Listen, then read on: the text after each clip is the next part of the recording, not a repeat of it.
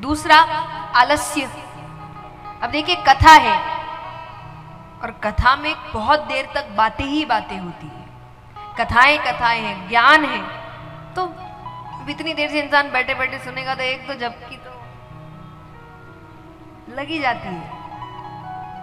इसीलिए कहा जाता है कि जब भी मौका पड़े ताली बजाने का तब इतने अच्छे से तालियां बजाइए कि वो आपके शरीर में एक ऊर्जा पैदा करे जो आपको काफी देर तक जोश में रखे। और तीसरा है कि कई बार हमारे आसपास ऐसे जीव जंतु बैठ जाते हैं जो खुद तो कथा सुनते नहीं, दूसरे को भी सुनने नहीं देते। हर थोड़ी देर में सुपारी लेंगे, सौंफ लेंगे, पानी लेंगे, किस गांव से, कहां से है, घर में कौन है, इनकी अपनी कथा चल रही है। और ऐसा भी नहीं है कि ये लोग आएंगे नहीं, 7 दिन आएंगे, आएंगे 7 दिन, लेकिन अपनी कथा करने बैठकर। तो ये परेशान भी उसी व्यक्ति को करते हैं जो बैठा है इधर उधर देख रहा है, जिसका मन नहीं है भगवान में। लेकिन आप ताली में मग्न हैं, आप कथा में मग्न हैं, तो आपको परेशान नहीं करते, अपने जैसा कोई और ढूंढेंगे वो। तो इसलिए ताली का बहुत महत्व है। तो जितना हो सके सत्संग में तालियां बजाए। तो यहां पर भोले बाबा ने पहली ताली बजाई, जितने जीव जंतु थे कैलाश पर्वत छोड़कर चले गए। दूसरी ताली बजाते ही भोले बाबा का जो त्रिशूल है वो 3 बार कैलाश पर्वत की परिक्रमा करता है। कोई छिपकर तो नहीं बैठा, बैठने वाले बैठ सकते हैं सोचकर अमर हो जाएंगे। तीसरी ताली बजाते ही सुगंधित हवाएं बहने लगती है, भक्ति में वातावरण हो जाता है। अब भोले बाबा कहे, देवी इस कथा में निद्रा रानी भक्त की परीक्षा लेने आती है। निद्रा रानी यानी,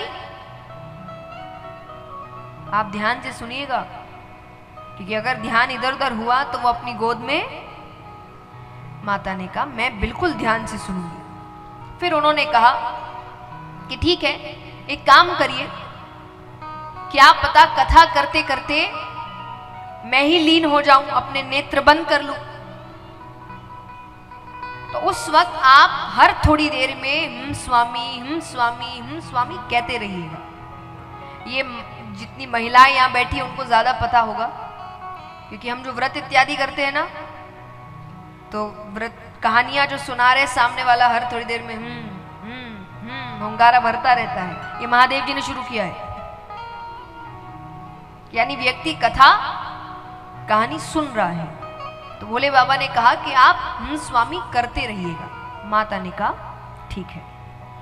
अब उन्होंने कथा आरंभ करी, थोड़ी देर तो कथा करी, थोड़ी देर बाद भोले बाबा ने अपने नेत्र बंद कर लिए।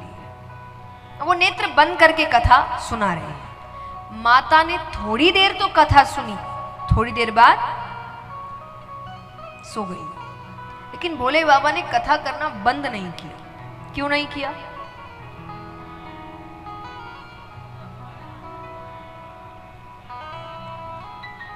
तो वो तो सो गई, अब कौन हुंकारा भर रहा है।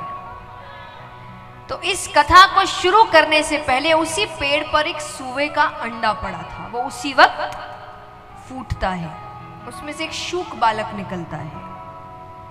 अब तोते का ये स्वभाव होता है कि अगर वो कोई शब्द बार बार सुन ले वो उसे दोहराने लगता है।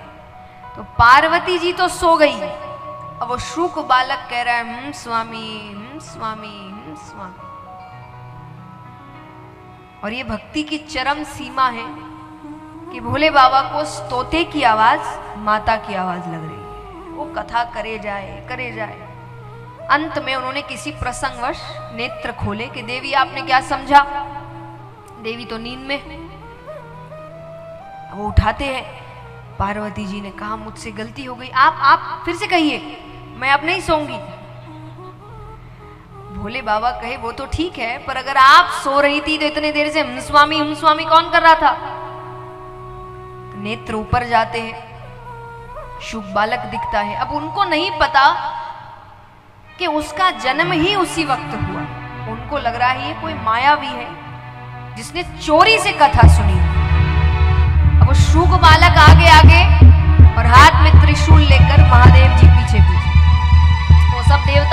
पास चला गया, पर कोई मदद करने को तैयार कौन महादेव जी से बैर लेवे। तो कहते हैं कि जब दैत्यों से संकट आए तो देवताओं के पास जाओ, पर जब देवता से ही संकट हो किसके पास जाए? सर हिला रहे, बोलो। तब ब्राह्मण देवता के पास जाओ। अच्छा, ब्राह्मण देवता माने जिनके कर्म देवताओं से है। ब्राह्मण कुल में जन्म लेने से कोई देवता नहीं बन जाता, जिनके कर्म देवताओं से है। लेकिन अगर है तो ब्राह्मण देवता के पास जाओ, इनकी बात भगवान तक सुनते हैं। तो वो शुक बालक वेदव्यास जी के घर पर आता है। अब वेदव्यास जी की पत्नी आंगन में बैठी है। उस शुक बालक ने छोटा सा रूप बनाया और उनकी पत्नी के मुख के द्वार से उनके गर्भ के अंदर प्रवेश करता है।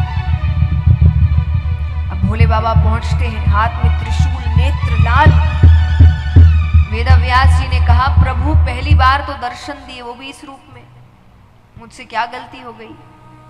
भोले बाबा कहे, एक चोर मेरे यहां से चोरी करके आपके आया है।